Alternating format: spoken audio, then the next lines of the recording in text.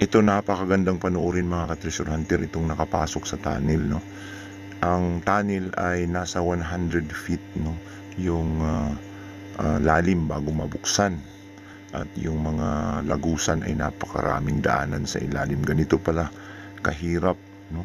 Ang pasukin ang loob ng tunnel na kung saan sinarhan, lalong-lalo na sa mga Hapon, no? Dito sa Pilipinas. At makikita natin yung tunnel ay napakarami palang daanan na gagapang-gapang ka lang sa ilalim, no?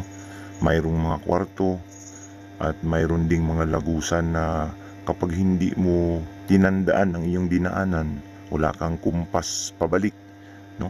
Hindi mo alam kung saan ka dadaan pabalik, kaya pwede kang maligaw sa ilalim ng tunnel, lalong-lalo na sa mga Japanese Imperial Army na bihasa sa paggawa ng tunnel sa kanilang mga kampo, no? Napakahirap